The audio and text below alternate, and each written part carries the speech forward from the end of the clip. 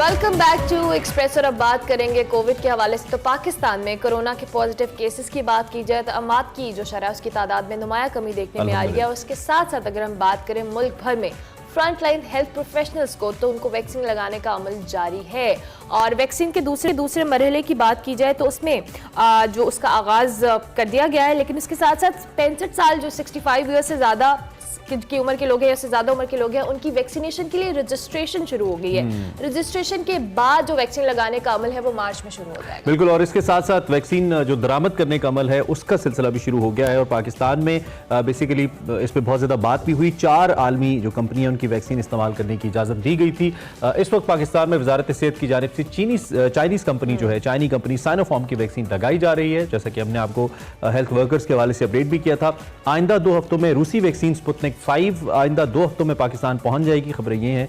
और बरतानवी वैक्सीन ऑस्ट्राजेनेका की 1 करोड़ 70 लाख डोजेज मार्च में पाकिस्तान आएंगी, यानी कि अब से कुछ दिन के बाद ही। जबकि चीनी कंपनी जो साइनोफार्म है उसकी भी वैक्सीन जल्द पाकिस्तान पहुंचने का इम्कान है। सो लोगों को बहुत ज्यादा होप्स हैं इससे और अच्छे रिजल्ट्स आए हैं। अब तक जो लोगों ने वैक्सीन लगवाई हैं पाकिस्तान में ऐसा कोई भी गैर मामूली केस नहीं आया साइड इफेक्ट्स को लेकर जिसके खदशात मौजूद थे। डॉक्टर नौशीन हामिद साहिबा, पार्लिमानी सेक्रेटरी बराए हेल्थ, इस वक्त हमारे साथ मौजूद हैं और सबसे पर्टिनेंट पर्सनैलिटी हैं जिनसे हम इस हवाले से पूछ लेते होते हैं और वो हमें ऑफिशियल इन्फॉर्मेशन दे पाएंगी। डॉक्टर साहिबा, thank you for joining us. सुबह खैर आपको।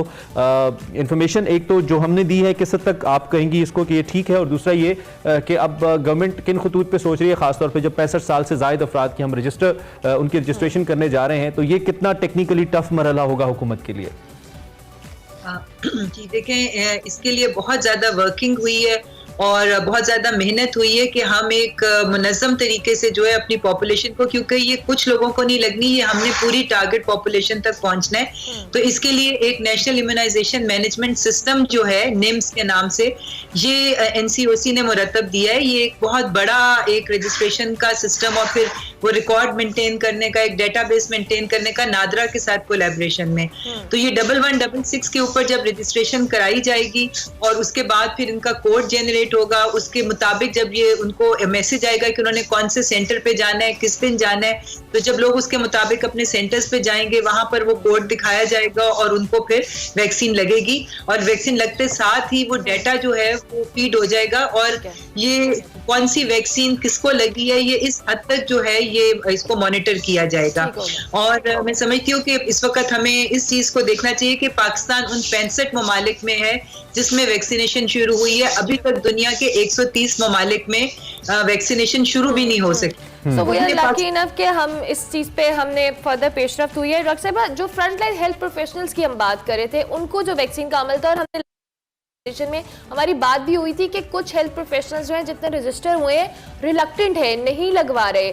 इस हवाले से क्या अपडेट है कि किस हद तक जो सेटिस्फैक्ट्री हो रहा है यह मामला कि हेल्थ प्रोफेशनल्स खुद वॉलंटरली वैक्सीन लगवा रहे हैं?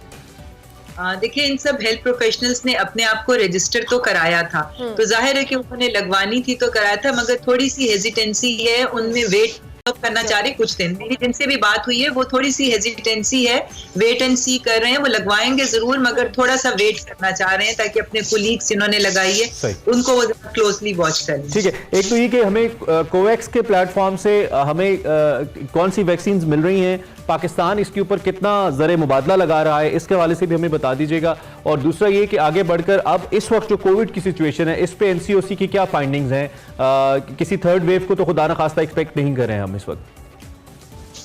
जी, सबसे पहले तो ये कि जो कोवैक्स के प्लेटफॉर्म का आपने जिक्र किया उससे हमें एस्ट्राजेनेका की 17 मिलियन डोजेस जो हैं वो एक्सपेक्टेड हैं, जिसमें से 6 मिलियन यानी 60 लाख डोजेस तो इसी महीने के आखिर में ये जो एस्ट्राजेनेका है और ये कोवैक्स के प्लेटफॉर्म से पाकिस्तान को फ्री मिल रही है। और इसके अंदर भी ये है कि चूंकि पाकिस्तान की प्रिपेयर्डनेस और उन्होंने जब पाकिस्तान की तैयारियां देखी, स्टोरेज के फॉर्म के स्टोरेज की तैयारियां, डिलीवरी की तैयारियां, आगे वैक्सीनेशन सेंटर्स इस तरह हमने बनाए, तो उसकी प्रिपेयर्डनेस देखते हुए कोवैक्स ने पाकिस्तान को बाकी ममालिक के मुकाबले में जल्दी प्रोवाइड कर दी है। अच्छा। दूसरी जो हम बुकिंग की आपने बात की है वो हम कैंसिनो बायो की हमारी उनके साथ प्री बुकिंग हुई भी थी, क्योंकि उन्होंने क्लिनिकल ट्रायल्स यहाँ पर किए हैं। तो 21 मिलियन डोजेस की प्री बुकिंग हुई हुई है, जिसमें से 1 मिलियन डोजेस तो हम इसी क्वार्टर में एक्सपेक्ट कर रहे हैं और बाकी 20 मिलियन जो है वो सेकेंड और थर्ड क्वार्टर में मिल जाएंगी कैंसिनो बायो की। तो ये और बाकी भी जो हमें इस वक्त साइनोफार्म की भी जो मिली है और सारी वो भी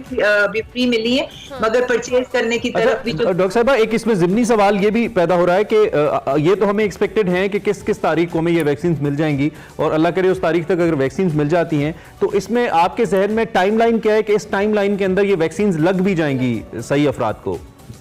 देखिए, जो अभी तक हम लोगों के पास जो प्लान है, जाहिर है इसमें थोड़ा सा ऊपर नीचे हो जाता है क्योंकि हम डिपेंडेंट है बाहर से वैक्सीन आने के ऊपर, मगर अभी तक हमारे साथ जो कमिटमेंट्स हैं, मैं समझती हूँ कि सितंबर के महीने तक हम अपनी 30-35% पॉपुलेशन को जो है टारगेट पॉपुलेशन को कवर कर लेंगे और by end of the year 2021 majority जो है वो जो टारगेट पॉपुलेशन है वो कवर हो जाएगी। अच्छा डॉक्टर साहब, इसके साथ साथ हम बात करें सूबों के हवाले से, और साथ साथ निजी कंपनियों को भी इजाजत दी थी कि वैक्सीन मंगवाई जाएगी, और वही बात हम दोबारा से करेंगे जब इजाजत दे दी गई है, सूबों को भी दे दी गई है, तो इसमें जो एक कह लें अमल होगा इसको ऑथेंटिक या इसको रिलायबल करने के लिए गवर्नमेंट की क्या स्ट्रैटेजी होगी?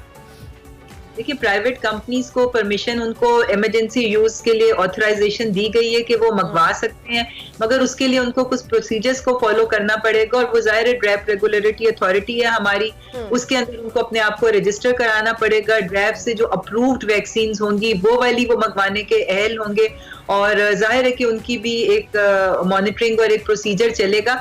मगर यहाँ पर मैं आपको ये बता दूं कि प्राइवेट सेक्टर को अभी थोड़ा सा टाइम लगेगा, क्योंकि अभी स्मॉल क्वांटिटीज की डिलीवरी जो है उसमें थोड़ा सा टाइम लगेगा। और मगर ये भी यहाँ पर ये मैं बता दूं कि लोगों को डिपेंडेंट आम पॉपुलेशन को इस पे नहीं होना पड़ेगा, क्योंकि गवर्नमेंट ने अपने टारगेट्स रखे हुए हैं कि हमने अपनी पूरी पॉपुलेशन को कवर करना है। ये जो अफोर्ड कर सकते हैं और जो लगवाना चाहते हैं टाइम अपनी बारी आने से पहले, वो इसको यूज करें। तमाम पॉपुलेशन की जिम्मेदारी हुकूमत ने ली हुई और हम इंशाल्लाह ताला उसको पूरा करें इंशाल्लाह। एक तो इसकी प्राइसेस के हवाले से भी कमेंट कर दीजिएगा, क्योंकि कोविड टेस्ट में भी काफी इबाम रहा था प्राइसेस को लेकर और क्वालिटी को लेकर, और दूसरा इस वक्त जो SOPs दिए हुए हैं है, और मैं चाहूंगा कि इसका जवाब आप पहले दे दें। जो SOPs जिसको इस वक्त मुख्तलिफ रेस्टोरेंट्स या मुख्तलिफ इदारे फॉलो कर रहे हैं, ये कब तक चलेंगे? जैसे अब रेस्टोरेंट्स के अंदर अभी भी डाइन इन की इजाज़त नहीं है, लोगों ने आउटसाइड डाइन आउट का निज़ाम किया हुआ है, स्कूल्स के अंदर भी ऑल्टरनेटिव डेज का जो सिलसिला था, तो ये कब तक आपको लगता है कि, या NCOC क्या सोच रही है, कब तक इन SOPs के साथ हमें जाना पड़ेगा, क्योंकि Covid has to stay yet जैसे लगता है? जी जी, देखिए, ये जिससे डेली बेसिस के ऊपर NCOC अपने आदाद शुमार इशू करते हैं, उसमें एक पॉजिटिविटी रेट का भी एक नंबर होता है, जो पीछे जब सेकंड वेव पीक पे गई थी तो वो कोई 10% के करीब भी चला गया था, और बाद सूबों और रीजन्स में वो 15-16% के पास भी चला गया था। अब वो ग्रेजुअली डिक्लाइन के ऊपर है और अभी 3% के आसपास वो आ गया है। अभी इसको हाल 1% तक आएगा या इससे थोड़ा सा कम होगा तो फिर रिव्यू की जाएंगी तमाम सिचुएशंस को, और फिर रिलैक्सेशंस जो हैं तब, मगर अभी पॉजिटिविटी रेट जो है उसको भी मजीद नीचे आने का इंतजार है। तो डॉक्टर साहब, अभी अपने जिस तरह से इमरान ने कहा कि हमें कीमतों के हवाले से लाजमी बताइएगा, क्योंकि जब हमने देखा था कि कोविड के टेस्ट भी हो रहे थे तब भी निजी कंपनियों, जो निजी लैब्स थी, उनमें कुछ इबाम था, कुछ ऐसे मामला थे कि हमें जो टेस्ट का जो एक्सपेंसेस थे वो बहुत ज़्यादा थे, फिर उसकी रिलायबिलिटी बहुत उस तरह से नहीं थी। सो ये आपने जब निजी कंपनियों की बात की, तो इसको मेक श्योर करना कि कीमतें भी आवाम की जो कहले पहुंच में हो और तमाम प्रोसीजर को मैकेनिज्म के साथ चलाया जाए, क्या आप इस हवाले से कहेंगे? जी देखिए, ड्रैप के पास कोई भी दवाई जब आती है मुल्क में तो उसकी प्राइस को रेगुलेट करने का एक मैकेनिज्म है, जो कि बाकायदा एक लॉ में दर्ज है। ड्रैप रेगुलेटरी अथॉरिटी का एक लॉ है और उसमें प्राइसिंग पॉलिसी जो है वो दी गई है और उसके मुताबिक दवाइयों की प्राइसेस डिटरमिन होती हैं। उसमें सबसे पहले ये होता है कि हमने कुछ रेफरेंस कंट्रीज रखी हुई है जिनके साथ हम दवाइयों की प्राइसेस को कंपेयर करके तो यहाँ पर डिटरमिन करते हैं। अब ये जो कोरोना वैक्सीन है ये पहली दफा दुनिया में आई है और जो हमारी रेफरेंस कंट्रीज जो हमने अपने ग्रुप्स ऑफ कंट्रीज रखे हैं जिनके साथ प्राइसेस को कंपेयर करके प्राइस डिटरमिन होती है, वहां कहीं पर भी इस वक्त कोरोना वैक्सीन जो है वो नहीं मौजूद, इसलिए हमारे पास रेफरेंस रेंजेस मौजूद नहीं है। तो इसके लिए लॉ में थोड़े से हमें चले, एक तो ये अच्छी बात है कि कम से कम आपका कंसर्न है और there is no second opinion. Covid को गवर्नमेंट ने बहुत बेहतर तरीके से हैंडल किया है, बड़ा विजिलेंटली हैंडल किया है, and you are one of the personalities जिसको मैंने पहले भी कहता हूं कि पहले दिन से ऑन फ्रंट लाइन आप मीडिया का जो सेक्शन है उसको संभाले हुए, हमें राइट इन्फॉर्मेशन राइट टाइम पे देती रही हैं। Thank you so much and keep it up. बहुत जबरदस्त आपसे लगता है इन्फॉर्मेशन, ऑफिशियल इन्फॉर्मेशन जान के। डॉक्टर नौशीन हामिद हमारे साथ मौजूद थी, जो कि पार्लियामानी सेक्रेटरी वराए हेल्थ हैं, जो कि अपने ख्यालात का इजहार कर रही थी और कौम को बता रही थी कि इंशाल्लाह बाय सितंबर 35% ऑफ पॉपुलेशन जो है 35% आबादी के हवाले से उन्होंने कहा कि केटर कर लिया जाएगा। और by the end of this year उनकी पूरी कोशिश है कि तमाम तरह आबादी जो और है आप वैक्सीन लगवा लें, लग जाए। मतलब इबहम ना रखें अपने। इसी नोट पर हम एक ब्रेक लेंगे, ब्रेक के बाद हाजिर होंगे। आप देखते रहिए एक्सप्रेस।